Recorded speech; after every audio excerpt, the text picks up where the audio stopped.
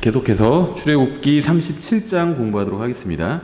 37장도 29절까지 있고요. 분량은 적지 않은데 내용은 많지 않습니다. 왜냐하면은 우리가 앞에서 살펴봤던 내용이 좀 반복되고 있어요. 그래서 내용은 많지 않아서요. 저희가 이 내용을 출애굽기 37장에서 말씀하시는 것을 이제 신약 교회에 영적으로 적용해 보도록 하겠습니다. 성경은 문자적으로 해석해야 합니다. 항상 문자적으로 해석해야 돼요. 하지만 적용은 세 가지로 할 수 있어요. 역사적으로 할 수 있고요. 역사적으로 적용한다면 이 출애굽기 37장은 당연히 기록된 그대로 이스라엘 백성이 이제 그 성막에서 사용하는 기구들을 만드는 것에 관한 말씀이죠. 그렇게 적용하면 됩니다. 그 다음에 예언적으로 적용할 수 있죠. 예언적 적용은요, 다른 말로 하면 교리적 적용입니다. 그래서 예언적으로 적용한다는 것은 교리적으로 적용하는 것이고, 대부분은 예수 그리스도나 예수 그리스도의 사역이나 예수 그리스도의 초림과 재림과 관련이 있습니다. 초림이나 재림과 관련이 있어요. 그리고 이제 영적으로 적용하는 것들은 이제 믿는 사람들에게 적용할 수 있는 것이고, 이제 우리 관점으로 봤을 때는 신약의 교회, 그리스도인들에게 적용할 수 있다고 볼 수 있겠죠. 먼저 잠깐 기도하겠습니다. 하나님 아버지, 주님께서 주신 말씀으로 인해 감사드립니다. 이 말씀이 저희 발에 빛이 되기를 원합니다. 예수님의 이름으로 기도드렸습니다. 아멘. 1절부터 보시면, 부살레엘이 시팀나무로 궤를 만들되 그것의 길이가 2규빗 반, 너비가 1규빗 반, 높이가 1규빗 반이 되게 하니라. 그가 순금으로 그것을 입히되 안팎으로 입히고 그것에 돌아가며 금테를 두르고 궤를 위에 금고리 4개를 부어 만들어 궤 4귀퉁이에 달되 그것의 이쪽에 고리 2개, 저쪽에 고리 2개를 다니라. 그가 시팀나무로 막대들을 만들어 그것들을 금으로 입히고 그 막대들을 궤 양쪽 옆면에 고리들에 끼워 궤를 나르게 하니라. 이렇게 말씀하고 있어요. 사실은 설명한 그대로입니다. 이 성경에서 이제 그룹들이나 스랍들이나 이렇게 설명하는 구절들이 있잖아요. 그럼 이제 그 구절을 보고 그림을 그린 걸 보면요, 그림을 그린 사람마다 다 달라요. 그룹을 설명한 것을 보고 그렸는데 똑같은 본문을 읽고 그려도 그림이 다 다르다는 겁니다. 그런데 이 언약궤나 여기서 나오는 것들, 상이나 이런 것들은 그림이나 어떤 사진 자료를 보면 거의 비슷합니다. 약간은 차이가 있어요. 어떤 거는 조금 더 그룹이 웅장하게 그려져 있고, 어떤 거는 좀 더 그룹의 날개가 좀 작게 그려져 있고, 이 정도의 차이지 기본적인 형태는 비슷합니다. 그래서 그냥 읽은 그대로 이해하면 될 것 같아요. 사실 이 출애굽기 37장은 우리가 역사적으로 적용을 하면 당시에 있던 성막의 안에 있던 기구들에 대한 말씀이고요. 그냥 읽은 그대로 이해를 하면 됩니다. 어렵지 않아요. 언약궤라고 불리는 이 궤는 하나님께서 자신의 율법의 말씀을 담아두신 보관함이었죠. 이 당시에는 아직 성경이 다 주어지지 않았죠. 구약 성경도 다 주어지지 않았습니다. 모세오경도 다 주어지지 않았어요. 그럼 이 당시에 있던 말씀은, 기록된 말씀은 돌판 2개에 하나님께서 직접 쓰신 10계명밖에 없었죠. 그런데 이 언약궤 안에는요, 증언궤라고 부르기도 하죠. 이 언약궤나 증언궤 같은 겁니다. 이 궤 안에는 10계명을 기록하신 이 2 돌판이 들어가 있었습니다. 그래서 이 말씀을 담은 상자라고 보시면 됩니다. 보관함이죠, 일종의. 언약궤는 사람들이 그런데 운반해야 했어요. 사람들이 4개의 고리를 달아서 2개의 긴 막대를 고리에 끼워서 운반을 했습니다. 나중에 보면요, 이 언약궤가 혼자 날아가거나 이렇게 설명하는 분들도 있어요. 그럴 수도 있습니다. 그리고 나중에는요, 이제 왜 언약궤가 이게 날아갔다 이런 표현을 하냐면, 나중에는 이 언약궤가 사라져 버립니다. 언약궤가 사라져 버려요. 없어요. 어디에도 없어요, 언약궤가. 그런데 나중에 하늘에 있는 성전에서 발견되죠. 그래서 언약궤가 하늘로 휴거돼서 올라갔다, 이렇게 설명하시는 분도 있고요. 충분히 그렇게 볼 수도 있겠죠. 근데 아직은 이제 그런 단계가 아니에요.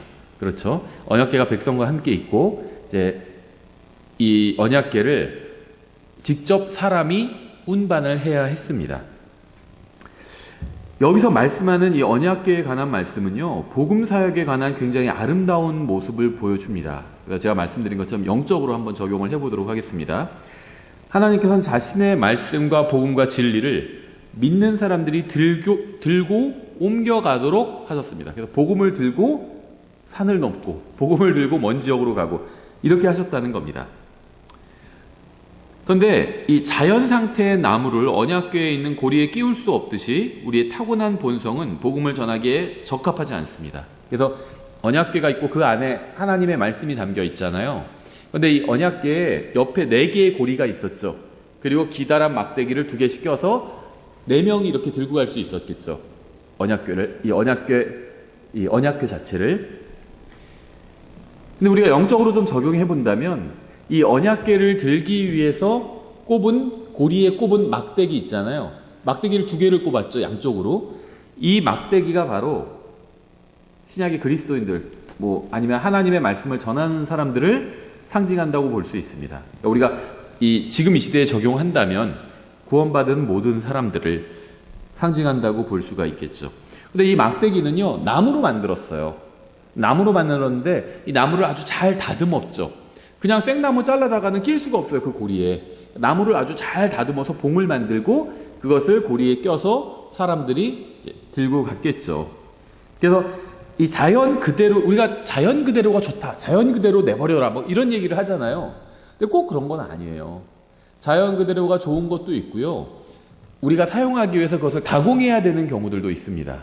그렇죠. 우리가 자연 상태에 그냥 있는 데선 살 수가 없잖아요. 거기서 가공해가지고 집을 짓고 살아야 됩니다. 그렇죠. 그래서 꼭 자연 그대로 두는 게 가장 좋다. 이거는요, 좀 잘못된 얘기예요. 자연의 답이 있지 않습니다. 왜 그러냐면, 인간의 타락 이후에 이 자연 자체도 영향을 받았습니다.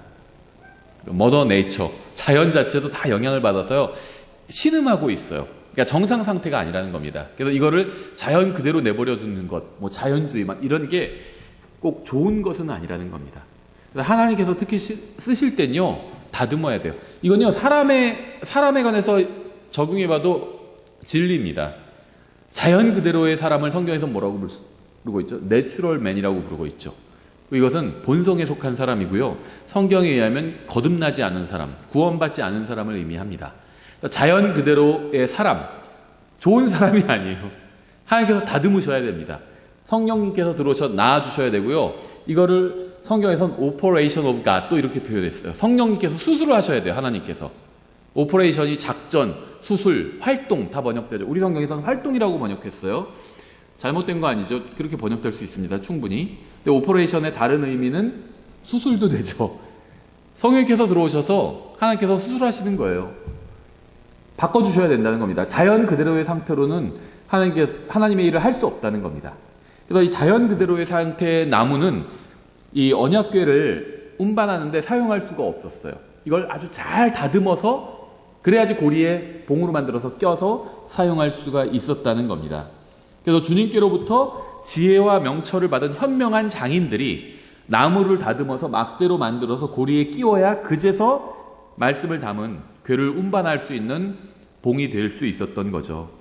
마찬가지로 우리도 성령님께서 다듬어 주시기 전까지는 하나님께서 사용하실 수가 없어요. 성령님께서는 말씀을 전하는 도구로 우리를 사용하시기 위해서 우리의 옛 본성을 다듬으시고 새로 나신 거죠. 옛 본성을 억제하고 또 주님의 지혜와 명철로 충만한 현명한 사역자들을 통해서 또 바로잡아 주기도 하십니다. 그러면 우리는 하나님의 말씀을 옮기는데 적합한 상태의 막대기가 될 겁니다. 하나님의 말씀을 옮기는데 잘 옮기지 못하는 경우도 많잖아요. 아직 다듬어지지 않은 거예요.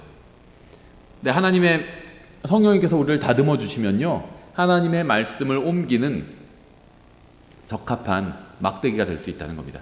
성경에 보면요, 이 나무가 사람을 상징하는 경우가 굉장히 많아요. 아주 많습니다.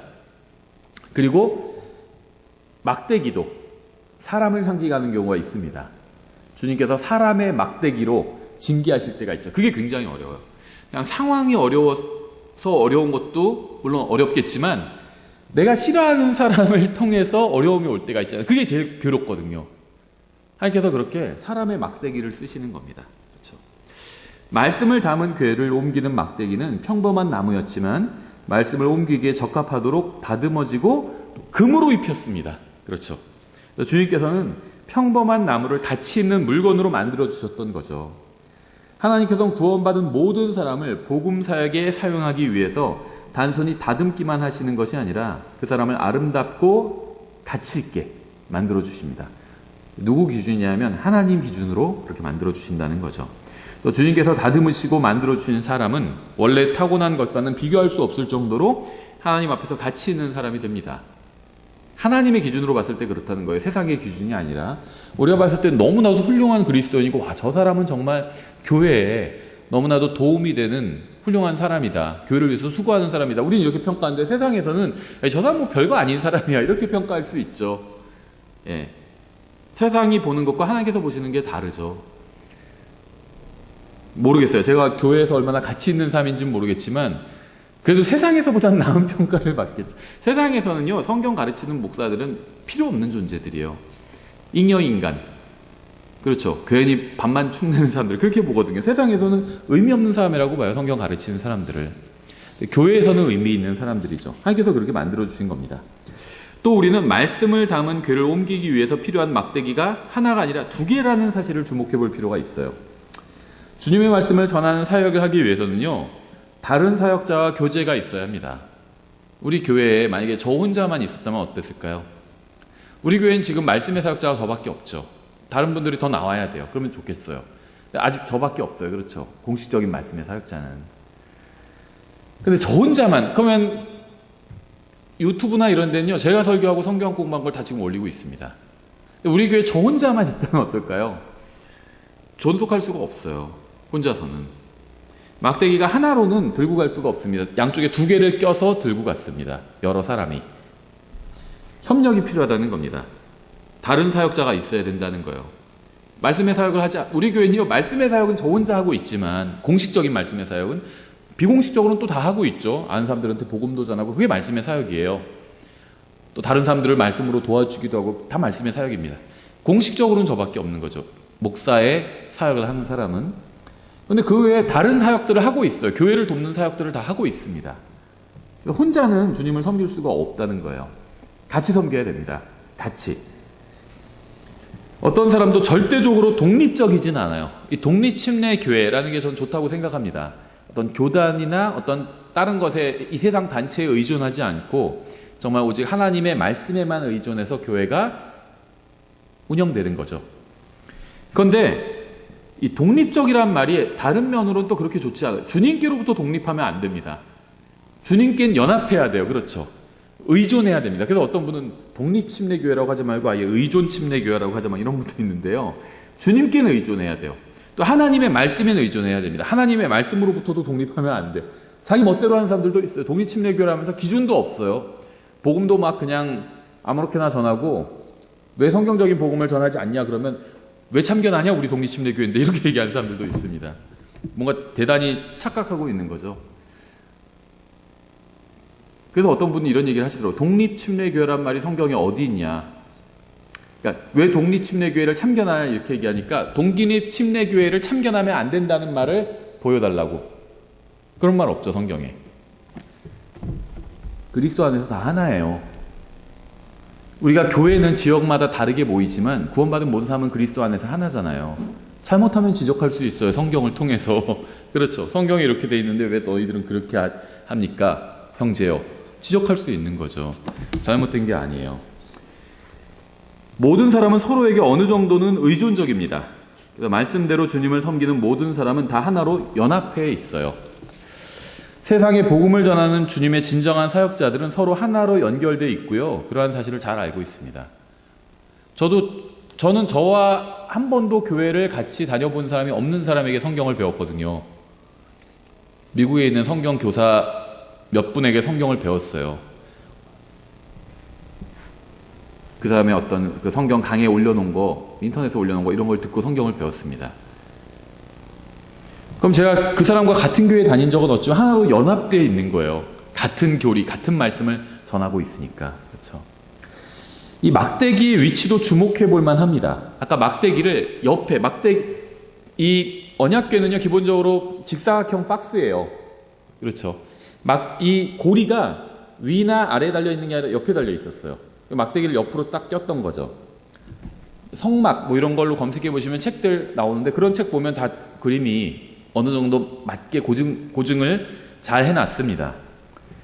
막대기는 말씀을 담은 궤보다 위에 있지 않았어요. 고리가 위에 있어서 위에 딱 껴서 막대기가 이 궤보다 위에 있어서 궤를 그렇게 들고 가지 않았다는 겁니다. 왜냐면요, 막대기가 사역자를 상징한다고 말씀드렸잖아요. 사역자는 말씀보다 높지 않거든요. 또 막대기는요, 궤 밑에 있지도 않았습니다. 사역자는 말씀에 눌려 있지도 않았기 때문이에요. 막대기는 궤 옆에 있었습니다. 왜 그럴까요? 말씀과 동행하라는 겁니다. 같이 가라는 거예요. 그래서 말씀과 사역자는 뗄 수 없는 동역자입니다. 말씀은 사역자에 의해 선포되죠. 또 사역자는 말씀을 전해야 됩니다. 다른 거 전하면 안 돼요. 말씀만 전해야 됩니다. 아무리 올바른 거라도 다른 거 전하면 안 돼요. 제가 정치 발언 같은 거는 강단에서 하면 안 된다고 말씀드리는데요. 정치 발언 중에 맞는 발언도 있겠죠. 근데 저는 그런 것도 하면 안 된다고 믿습니다. 사역자는, 말씀의 사역자는 정치의 사역자가 아니잖아요. 정당의 사역자가 아니잖아요. 말씀의 사역자잖아요. 말씀을 전해야 합니다. 바른 거라고 해서 전해도 되는 게 아니에요. 제가 여기서 예를 들면 뭐 갈비찜을 아주 맛있게 하는 법을 강의한다면 어떨까요? 그래서 정말 제가 가르친 대로 했더니 맛있는 요리가 됐어요. 그럼 전 잘못하고 있는 거죠. 전 갈비찜의 요리사가 아니에요. 요리 연구가 아니에요. 사역자는 말씀의 사역자입니다. 요리의 사역자가 아니라는 거죠. 그러니까 바른 것이라고 해도 그것을 선포하면 되는 게 아니라는 겁니다. 자동차 운전 바르게 하는 법. 나쁘지 않죠, 그런 거. 저도 그런 인터넷 동영상 봅니다. 바르게 운전하는 거, 그런 거 봐요. 참고로. 근데 교회 강단에서 사역자가 할 일은 아니라는 겁니다. 운전 바르게 하는 거 좋죠. 도움이 됩니다. 하지만 말씀의 사역자가 해야 될 일은 아니라는 거예요. 말씀의 사역자는 말씀만 전해야 됩니다. 말씀과 동역해야 돼요. 함께 가야 됩니다. 다른 게 아니라 말씀과만. 그래서 막대기와 이 말씀을 담은 이 언약궤가 양옆에 나란히 갔던 겁니다. 언약궤의 옆에 고리가 달려 있어서 거기에 막대기를 끼고 들고 갔죠. 말씀은 여러분의 짐이 아니에요. 또 말씀은 여러분의 생명이요 사명이요 동역자입니다. 그래서 이 말씀을 세상에 전하십시오. 이 말씀을 다음 세대에 전해주세요. 말씀을 전하는 일을 하잖아요. 그럼 말씀이 역사합니다. 말씀이 이래요. 전 말씀의 능력을 믿어요. 어떤 사람 복음 전할 때 막 설명을 장황하게 해야 된다고 생각하는 분들이 있는데요. 물론 상대방의 이해를 돕기 위해서 설명을 해줄 수 있죠. 말씀만 전해도 역사가 일어날 수 있어요. 왜냐하면 저는 성경을 읽다가 구원받았거든요. 아무런 설명을 하나도 듣지 못했어요. 왜냐하면 제 옆에는, 저는 그 당시에 교회를 다니지도 않았고요. 제 옆에 구원받은 사람도 없었습니다. 성경만 읽다가 구원받은 거예요. 어떻게 가능했을까요? 말씀이 일한 겁니다. 제 안에서. 누구 안에서도 일할 수 있어요. 말씀이 동역자가 돼야 됩니다. 예, 막대기가 금고리를 통해서 언약궤와 연결되어 있다는 점도 주목해야 합니다. 이 고리를 막대기가 빠지지 않게 위치를 잡아주고 있고, 이 고리가 또 제 역할을 하게 하죠. 역대기상 13장에서는요, 사람들이 하나님의 궤를 가져오기 위해서 새로운 수레에 실으려고 합니다. 수레에. 역대기상 그 13장을 보시면요, 하나님의 궤를 이제 바른 곳으로 옮기려고 하는데 수레에 실어요. 근데 그건 잘못된 겁니다. 수레를 사용하고 있어요. 수레 사용하면 안 돼요. 궤는요, 들고 가야 됩니다. 사람이. 그런데 역대기상 13장에서는요, 수레를 사용합니다. 소를 이용해서 수레를 사용해서 궤를 옮기려고 하는데 그건 하나님의 뜻이 아니에요. 그래서 거기서 누군가 죽게 됩니다. 죽음이 이름했다는 거예요. 하나님의 방법대로 하지 않자 심판이 임한 겁니다. 수레를 끄는 소는 말씀이 담긴 궤에 대해서 신경 쓰지 않았고, 사람은 조심할 수 있죠. 말씀을 담은 궤를 들고 가면서 사람은 조심할 수 있어요. 소는 조심하지 않았다는 겁니다. 그래서 이 수레에 실려있던 말씀을 담은 괴가 흔들려서 수레에서 떨어질 뻔했죠. 그래서 그걸 누가 붙들었다가 죽임을 당했죠. 하나님의 방법이 아니었던 거예요. 수레를 통해서 일하시는 건 하나님의 방법이 아니었다는 겁니다. 소가 끄는 수레를 통해서 하나님께서 일하지 않으셨다는 거예요. 사람이 들고 가야 됩니다. 말씀과 나란히 들고 가야 돼요. 자기들 멋대로 사람이 드는 것보다 사람보다 소가 힘이 있으니까 소가 수레를 끌게 하고 소에 싣고 가면 더 되지 않나? 자기 편의대로 생각한 겁니다. 근데 그러면 안 돼요. 하나님은 새로운 방법을 필요로 하지 않으십니다. 주님은 현대식 방법을 필요로 하지 않으세요. 주님께서 선택하신 방법은 한 사람이 다른 사람에게 말씀을 전해주고 말씀을 받은 사람은 또 다른 사람에게 말씀을 전해주는 것. 이게 주님의 방법입니다. 주님께서 원하시는 방법은 하나님의 말씀을 연구해서 하나님의 말씀을 아는 사람이 하나님의 말씀을 모르는 사람에게 말씀을 가르치는 거예요. 교회 와서 목사는 성경 교사거든요. 성경을 가르치는 일을 합니다. 그게 말씀의 꼴을 먹이는 거예요. 그럼 교회 와서 하나님의 말씀을 배워야 합니다. 교회가 크기도 크고 막 너무 건전하고 너무 좋은데 말씀을 배울 수가 없어요. 그건 잘못된 교회예요. 말씀을 배워야 돼요. 그리고 나는 또 가서 다른 사람에게 말씀을 가르쳐야 됩니다. 가정에서 내가 엄마 아빠의 위치에 있으면 자녀들에게 말씀을 가르쳐야죠. 자녀의 위치에 있다면 부모님한테 가르치기는 좀 어렵죠. 예. 근데 부모의 위치라면 자녀들에게 가르쳐야 되겠죠. 그리고 또 다른 사람들에게 알려줄 수 있겠죠. 장막은 광야에서 주님을 만나기 위한 일시적인 장소였고요. 성전은 영구적인 장소였습니다. 성전을 건축한 후에 솔로몬은 언약궤를 지성소 안에 영구적으로 두었죠. 궤가 성전에 정착한 후에는 더 이상 이동을 위한 막대기가 필요하지 않아요. 그렇죠? 이 막대기는 이동을 위해서 필요한 거였고요. 성전에 정착한 후에는 이 막대기를 빼버렸습니다. 필요 없어요. 그래서 지성소에 정착한 궤는 하나님 앞에서 영원히 이제 그 자리에 고정되게 됩니다. 우리는 이 세상에서 순례자의 인생을 살고 있어요. 우리가 하나님의 말씀을 들고 순례하는 이 세상 순례의 길을 마치면 우리는 새 예루살렘에서 가장 거룩한 곳에 들어가서 주님 앞에서 영원한 안식을 누리게 될 겁니다. 막대기가 이제는 더 이상 수고하지 않고 쉴 수 있었던 것처럼.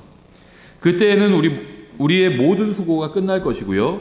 이 세상에서 하나님의 거룩한 말씀을 가지고 순례하는 것이 얼마나 즐거운 일이었고 또 가치 있는 일이었는지 회상하게 될 겁니다. 예, 계속해서 6절에 그가 순금으로 긍휼의 자리를 만들되 그것의 길이가 2규빗 너비가 1규빗 되게 하며 긍휼의 자리 양끝에 금으로 그룹 2개를 만들되 한 덩어리로 두들겨서 그것들을 만들고 한 그룹은 이쪽 끝에 다른 그룹은 저쪽 끝에 만드니라. 그가 긍휼의 자리로부터 나오는 그룹들을 그것의 양끝에 만들었더라. 그룹들은 자기 날개들을 높이 펴서 그 날개들로 긍휼의 자리를 덮었으며 그것들의 얼굴은 서로 마주 보았으니 곧 그룹들의 얼굴이 긍휼의 자리를 향하였더라. 예, 이제 그룹에 대한 말씀이 나오는데 그룹의 형상을 만든 거죠. 마귀는 원래 그룹이었지만 타락하여 사탄이 되었습니다. 마귀는 천사가 아니었어요. 천사와 그룹은 달라요. 아예 종류가 다릅니다.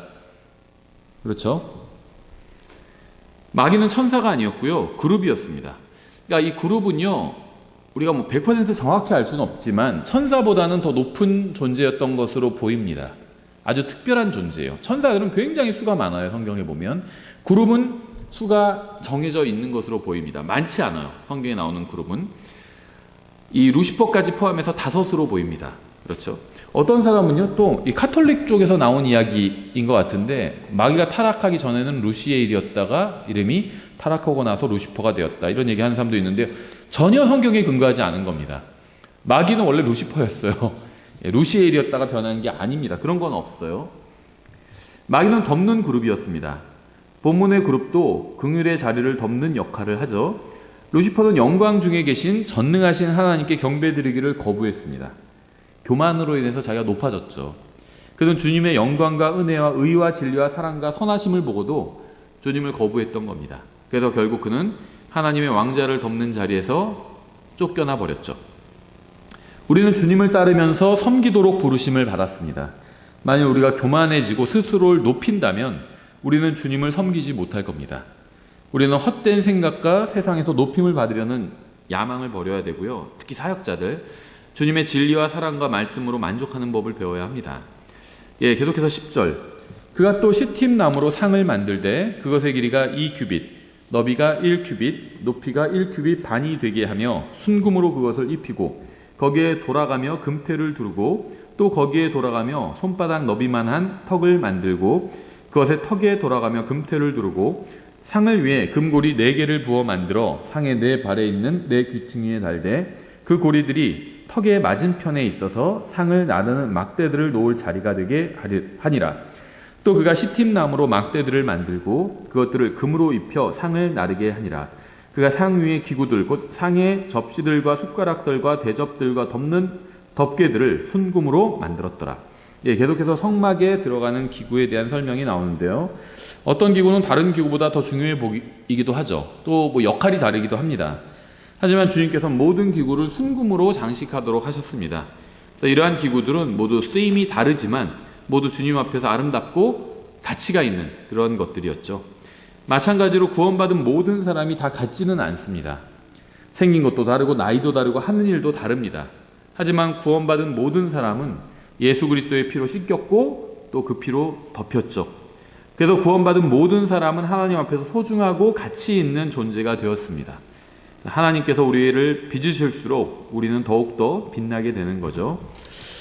예, 계속해서 17절, 24절까지 보겠습니다. 그가 또 순금으로 등잔대를 만들며 등잔대를 두들겨서 만들고 그것에 대와 가지들과 잔들과 둥근 꽃받침들과 꽃들을 같은 것으로 만들며 6가지가 등잔대 옆에서 나오게 하되 등잔대의 3가지는 등잔대 이쪽에서 나오게 하고 등잔대의 3가지는 등잔대 저쪽에서 나오게 하며 한 가지의 둥근 꽃받침과 꽃이 있는 아몬드 모양의 잔 3개가 있게 하고 다른 가지의 둥근 꽃받침과 꽃이 있는 아몬드 모양의 잔 3개가 있게 하여 등잔대에서 나오는 6가지가 그리 되게 하니라. 또 그가 등잔대에 둥근 꽃받침들과 꽃들이 있는 아몬드 모양의 잔 4개가 있게 하며 등잔대에서 나오는 6가지에 따라 같은 것으로 된 2개의 가지 밑에 둥근 꽃받침 하나가 있게 하고 또 같은 것으로 된 2개의 가지 밑에 둥근 꽃받침 하나가 있게 하며 또 같은 것으로 된 2개의 가지 밑에 둥근 꽃받침 하나가 있게 하니라. 그가 그것들의 둥근 꽃받침들과 가지들을 같은 것으로 만들되 그것 전부를 순금으로 두들겨서 하나로 만드니라. 또 그가 등잔 7개와 심지 자르는 기구들과 불똥 그릇들을 순금으로 만들었으니 그 등잔대와 등잔대의 모든 기구를 순금 1달란트로 만들었더라. 예수님을 믿고 구원받은 사람들은 세상의 빛입니다. 여기서 말하는 등잔대는 예수님을 상징하기도 하죠. 또 그리스도인들을 상징하기도 합니다. 어떻게 이게 가능할까요? 구원받은 사람 안에는 성령님을 통해서 예수님께서 들어오시잖아요. 이 등잔대가 예수님을 상징하고 또 성령님께서 들어오신 그리스도인들을 상징할 수도 있는 거죠. 그래서 마태복음 5장 14절에서 예수님께서 제자들에게 이렇게 말씀하셨죠. 너희는 세상의 빛이니 산 위에 세운 도시가 숨겨지지 못하리라 이렇게 말씀하셨어요. 제자들에게 너희가 세상의 빛이라고 말씀하셨죠. 예수님께서 자신이 또 나는 세상의 빛이라 이렇게 말씀하신 적도 있죠. 하나님께서는 등잔대를 통해서 세상의 빛을 비추고 계십니다. 계시록 1장에 나오는 7 등잔대는 7 교회였다고 말씀하고 있죠. 1장 20절에서 곧 내가 본 내 오른손에 있는 7 별과 7 금 등잔대의 신비라. 7 별은 7 교회의 천사들이요 내가 본 7 등잔대는 7 교회니라. 하나님께서는 구원받은 사람들을 교회로 모으셔서 세상의 진리의 빛을 비추고 계십니다. 예, 교회로 함께 모여야 돼요. 그래야지 제대로 빛을 발할 수 있는 거죠. 계속해서 25절에 그가 시팀나무로 분향 제단을 만들되 그것의 길이를 1규빗 너비를 1규빗으로 하여 그것을 네모 반듯하게 하고 그것의 높이는 1규빗으로 하며 그 제단의 뿔들을 제단과 같은 것으로 만드니라. 그가 그 제단의 위와 사방의 옆면과 뿔들을 순금으로 입히고 또 그 제단에 돌아가며 금태를 두르고 그 제단을 위해 제단의 태 밑에 2 귀퉁이에 금고리 2개를 만들되 제단의 2면에 만들어서 제단을 나르는 데 쓸 막대들을 놓을 자리가 되게 하였더라. 그가 시팀나무로 막대들을 만들어 그것들을 금으로 입혔더라. 또 그가 약제사의 제조법대로 기름 부음에 쓸 거룩한 기름을 만들고 또 향기로운 향료로 순수한 향을 만들었더라. 예, 이 내용은요 이미 앞에서 우리가 살펴본 적이 있어요. 반복되는 내용입니다. 구원받은 사람들은 하나로 연합되어 있습니다. 구원받은 사람은 결코 독립적이지 않아요. 나 혼자 신앙생활을 할 수 있다. 그건 천만의 말씀이에요. 손이 혼자 살아갈 수 없잖아요. 혼자 신앙생활을 할 수 있는 사람은 아무도 없습니다. 손과 발이 하나로 연합해서 서로를 돕고 있듯이 구원받은 사람들은 서로 의존적이어야 합니다. 독립적이면 안 돼요. 우리는 세상으로부터, 세상 정부로부터, 어떤 종교 단체로부터는 독립해 있습니다. 하지만 하나님께는 의존해야 되고 하나님의 말씀에 의존해야 되고 또 서로가 의존해야 됩니다. 서로가 서로를 필요로 하고 있고 필요해요. 혼자 교회 신앙생활 할 수 있는 사람 우리 교회에 아무도 없습니다.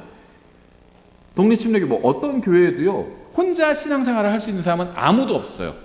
예루살렘 교회도 없었습니다. 안티옥 교회도 없었어요. 아무도 없어요. 저도 혼자 신앙생활을 못하고요. 여러분도 혼자 신앙생활을 할 수 없습니다. 서로 의존해야 돼요. 의존하고 있습니다. 서로가. 등잔대의 가지는 7개였지만 하나의 기둥에 연결되어 있었죠. 따라서 믿고 구원받은 사람들은 하나로 연결되어 있고요. 모든 참된 교회도 그리스도의 몸이라는 하나의 교회로 연결되어 있습니다. 우리 교회, 니네 교회 따르가 아니라는 거예요. 정확히 말하면 이 독립침례교회가 자치적이라고 하잖아요. 재정은 자치적이라는 겁니다. 다른 교회의 재정에 대해서 왈가왈부할 수 없어요. 성경에도 보면요, 재정 문제에 대해선 독립성을 인정해주고 있습니다. 그래서 어떤 교회에서, 부자 교회에서 가난한 교회에 헌금을 모아서 주니까 그것을 한마디로 고맙다고 표현하고 있죠, 사도 바울이. 그렇게 하지 않아도 되는데 그렇게 해준 거거든요. 재정은 독립해 있는데요. 교리, 복음, 말씀, 이건 독립해 있지 않아요. 예루살렘 교회에서 왜 사도행전 회의를 해서 이방인 교회들에게 지침을 줬겠어요? 이방인 교회에서 우리 독립침례교회인데 왜 당신들이 우리한테 뭐를 하라 말아야, 피를 먹으라 말아야, 이렇게 따지지 않았습니다. 하나님의 말씀을 더 아는 사람들이 모르는 사람들에게 알려준 거예요. 전혀 문제가 없죠. 독립침례교회인데 왜 참견하냐? 성경을 너무나도 모르는 겁니다. 그런 얘기를 하는 사람들은. 우리는 모두 예수 그리스도의 보배로운 피로 하나로 묶여 있어요. 계시록에 나온 7교회도요. 어떻게 생겼는지 아시죠? 이 등잔대가. 기둥이 하나가 있고요. 양쪽에 가지가 이렇게 3개 이렇게 있습니다. 그래서 이게 하나의 촛대, 하나의 등잔대예요. 각 등잔들이 7개가 하나의 교회입니다. 등잔대가 7개가 있는 게 아니라 하나의 등잔대에 7개의 가지가 있는 겁니다. 각 등잔대가 하나의 교회를 상징하고 있어요. 계시록 1장 20절에 의하면. 그런데 결국에 하나로 다 연결되어 있죠. 마찬가지예요. 참된 교회들은 하나로 다 연결되어 있습니다. 서로가 서로에게 의존적이라는 거예요. 저희가 이 출애굽기 37장을 이제 신약 교회에 한번 영적으로 적용을 해 봤습니다. 오늘 여기까지 보고요.